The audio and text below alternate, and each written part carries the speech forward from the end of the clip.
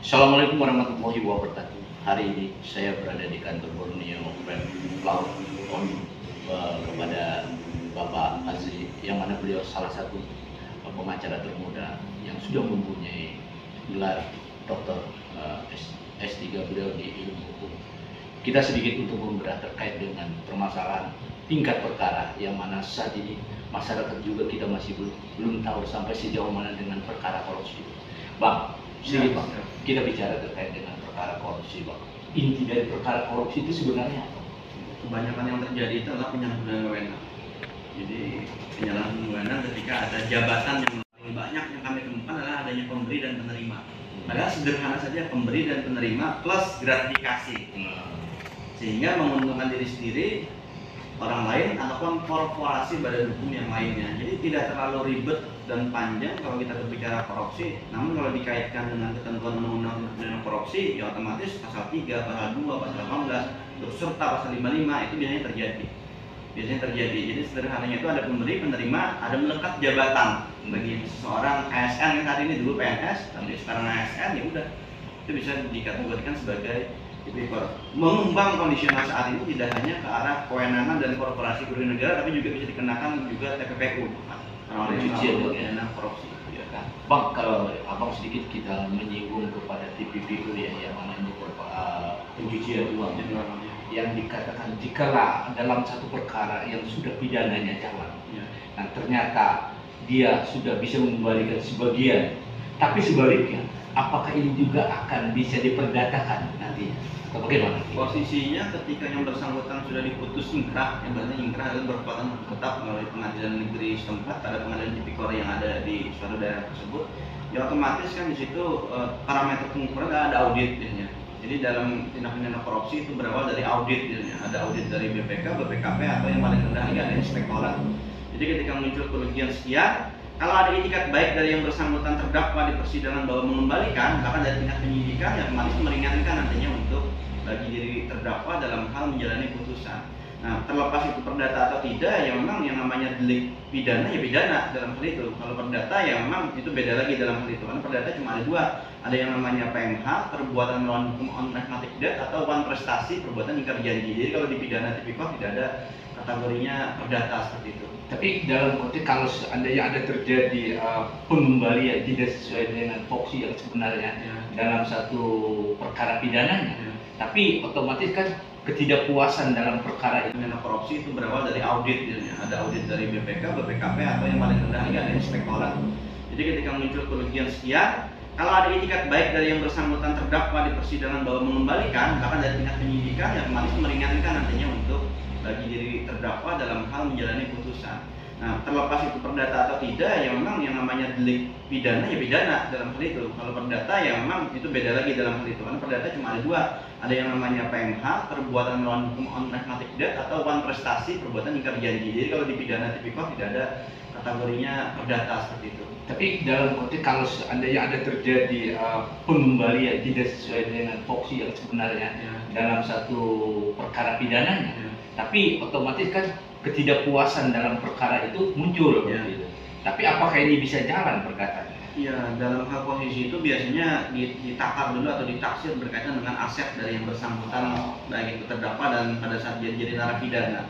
Jadi bisa jadi disita barang-barang bergerak dari yang bersangkutan, lalu ditaksir ketika tidak bisa mengembalikan sesuai dengan nominal kerugian negara tersebut, maka yang bersangkutan bisa menjalani subsidiarnya diganti dengan masa kurungan. Jadi dianggap selesai ketika dia sudah menjalani putusan tersebut. Tapi itu perkara tipikornya. Tapi kalau pidana umum, yang mana di sini pidana umum juga hampir sama berkaitan dengan solusi kerugian kepada salah seseorang. Tapi dengan pidananya jalan.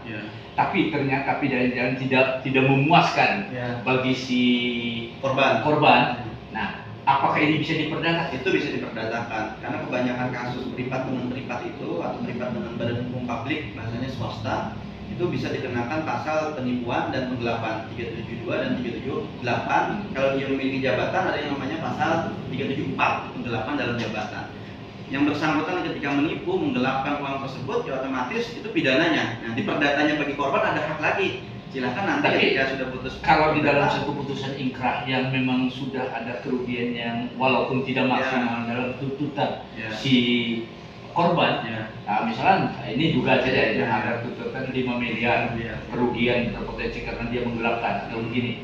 Tapi ternyata dikembalikan sebagian, misalkan ada persentase yang kecil. Nah, sehingga di dalam putusan ingkrah ada kekuatan hukum bahwa mereka sudah mengembalikan. Tapi apakah ini juga akan bisa memperdatakan si korban? Itu bisa, posisinya. Kalau dia sudah mengembalikan sebagian, maka itu jadi perdata nantinya. Bahkan ada etikat prestasi kan, otomatis mengikat para pihak. Itu bisa mengajukan gugatan berdasarkan pasal 1423 berkaitan dengan laporan prestasi. Syarat sah perjanjian yang dikaitkan dengan 12 ketentuan perjanjian itu syarat sahnya sudah terpenuhi. Menggelapkan dana yang cukup besar, tapi akan tetapi dengan proses sidang jalan sehingga dengan ada tuntutan, dengan ada keputusan bisa mengembalikan misalkan gitu, ternyata itu tidak memuaskan si bagi korban karena merasa dirugikan. Tapi dalam konteks ini si korban juga apakah bisa melakukan perdatanya? Tetap bisa, jadi tetap bisa posisinya karena pidana jalan silakan ingkrah, di perdata itu ada hak juga dalam bersangkutan untuk menguji. Selama itu terlebihnya pidana itu sudah menguatkan nanti untuk yang bersangkutan dikategorikan sebagai perbuatan melanggar hukum. Jadi PMH-nya atas dasar putusan yang menggelapkan, ada putusannya, ada rinciannya, memang perlu dikuatkan dengan audit nantinya. Ada hitung-hitungan kan dalam hal itu berapa kerugian dari perusahaan tersebut. Itu kalau digugat ada saksi 2 orang, ada bukti suratnya, kemungkinan besar bisa dikabulkan oleh majelis. Jadi perdata jalan juga. Perdata jalan, pidana jalan. Itu dimungkinkan dalam perkara. Oke, kalau kita berbicara hukum yang mana ini pidana dan perdata gitu.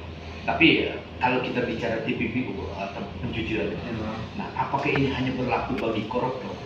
Sementara yang terindikasi diduga menggelapkan dana perusahaan secara korporasi, mereka bukan sebagai negara, bukan gratifikasi. Nah, pola ini apakah bisa berlaku TPPU? Dalam persidangan penggelapan umum memang hanya sebatas ke arah penipuan dan penggelapan yang 373 378 seperti itu. Karena sifatnya lain halnya ada peruntukan ketika mengajukan perizinan kredit seperti pernah kami tangani kasus kepada salah satu bank BUMN seperti itu. Tapi rencananya beli A, tapi ternyata peruntukannya bukan beli A dari nasabah yang bersangkutan. Nah, itu bisa kena TPPU. Tapi kalau sifatnya privat dengan badan hukum seperti itu, ya itu hanya kategorinya ke arah penggelapan dalam jabatan. Jadi artinya tidak bisa dikejar ke arah TPPU ya? Lain halnya itu bisa jadi kena TPPU. Saat ini sudah melebar kalau ke arah spesialisasi perkara narkotika.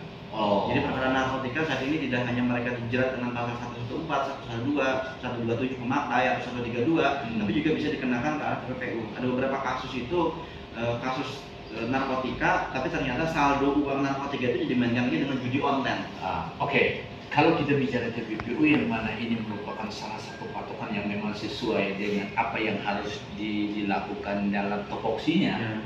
Tapi kalau ini bukan topoksinya, siapa yang kira-kira menyalahgunakan? Kalau seandainya terjadi persidangan. Ya, yang jelas subjek hukum yang bersangkutan itu siapa yang berbuat, dia yang melakukan, ya otomatis nanti kelihatan. Dalam hal itu baik itu mens reanya, permufakatan jahatnya itu terlihat nantinya. Bagi diri pelaku ketika dinilai oleh hakim, kalaupun nanti dilanjutkan ke arah TPPU kan kembali kepada penyidik lagi untuk melakukan penyidikan. Berarti berkaitan dengan bermacam-macam sinergi yang memang amunisi untuk dimunculkan untuk menjerat orang bisa mengembalikan semaksimal mungkin kan? Tapi pola TPPU itu diberlakukan tidak di saat pola perkaranya bukan tipikor. Ya, itu memang tidak berbarengan. Kebanyakan kasus TPPU itu putus dulu dengan perkara kasus yang sudah dijalani atau belum dijalani, baru perkara ini muncul. Ternyata ada potensi tipikor. Dalam hal itu berkaitan dengan ada temuan di PPATK. Iya, artinya apa? Sebenarnya sambil melakukan tipikor itu perkara gratifikasi perbuatan melawan hukumnya kan, karena berhubungan ASN.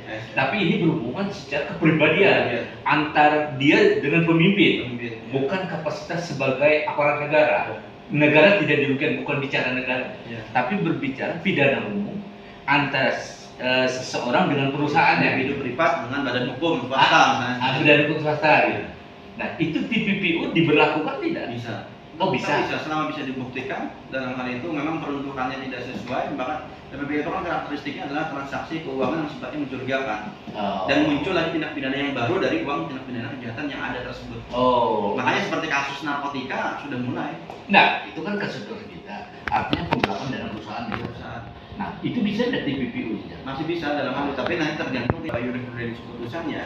Sifatnya masih bisa dalam hal itu untuk dikenakan, tapi tergantung dari penyidiknya. Lebih ditonjolkan kalau penipuan dan penggelapan dalam perusahaan, namanya 372 atau 374. Sip. Karena prosesnya kembali kepada penyidik. Oke, jadi ada beberapa perkara yang terkait dengan tipikor, baik itu secara pidana maupun perdata gitu ya, maupun TPPO, itu tipikor. Tapi sebaliknya bukan tipikor, tapi perkara biasa pidana umum, tapi berpotensi untuk dianggap korban merasa dirugikan, mereka bisa perdata. Tapi sebaliknya juga mereka bisa melakukan TPPO, pencucian uang. Untuk mengejar, mengetahui semua transaksi yang sifatnya mencurigakan dan merugikan dari diri korban. Iya. Mungkin harapan sebagai penegakan hukum yang sudah kita melihat hidup yang terjadi, Bapak sudah mungkin harapan mungkin. Ya, setidaknya ke depan yang perlu diperbaiki adalah substansi hukumnya. Secara peraturan perundang-undangan dari jenjang pusat sampai dengan daerah perlu disinergiskan dan disosialisasikan kepada masyarakat, khususnya para penegak hukum, agar masyarakat itu bisa mengetahui seperti itu kedudukan hukumnya sebenarnya seperti apa. Yang kedua, setidaknya juga diperlukan yang namanya berkaitan dengan struktur hukum yang jelas. Karena banyak sumber daya manusia, khususnya para penegak hukum itu membuat masyarakat ini merasa tidak percaya ketika berhadapan dengan hukum. Karena banyak oknumnya tadi, tanda kutip. Yang ketiga juga berkaitan dengan budaya hukum masyarakat, perlu keseimbangan. Jangan sampai penegak hukumnya sudah bagus, sumber daya manusianya, tapi masyarakatnya memancing untuk menyogok hukum yang jelas. Karena banyak sumber daya manusia, khususnya para penegak hukum itu membuat masyarakat ini merasa tidak percaya ketika berhadapan dengan hukum. Karena banyak oknumnya tadi, tanda kutip. Yang ketiga juga berkaitan dengan budaya hukum masyarakat, perlu keseimbangan. Jangan sampai penegak hukumnya sudah bagus, sumber daya manusianya, tapi masyarakatnya memancing untuk menyogok. Ini kan yang banyak ASN, rekrutmen kejaksaan, rekrutmen kepolisian, kehakiman, tapi saat ini memang sudah mulai diminimalisir. Bahkan masuk perguruan tinggi negeri yang memang favorit seperti kedokteran, ekonomi dan seterusnya kan KKN itu kan kental. Karena generasi kita itu berawal dari masuknya itu, prosesnya itu sudah salah, ketika dia menjabat dia sudah salah. Jadi tiga hal ini yang perlu ditekankan dalam hal pengaturan substansi hukumnya, struktural hukumnya, dan budaya hukumnya. Memang harus ada, kalau bahasa dulu nanti keseimbangannya, check and balances ke depan diperlukan. Berarti harapannya paling tidak jangan sampai objek yang memang ditujukan ke sana jangan sampai memancing. Jadi kan ya sifatnya karena peluang kan terjadi karena sama-sama suka, sama-sama sepakat. Ya akhirnya deal-dealan yang terjadi. Nah itu harapannya juga harus memang dihilangkan dalam budaya hukum kita. Sehingga substansi dalam hal prosedural tidak diutamakan lagi. Siap. Demikian wawancara kami sekilas kepada salah satu pengacara yang termuda di Kota Banjarmasin, yang mana beliau juga sudah mempunyai S3 Doktor Ilmu, Bapak Muhammad Fajri SHM.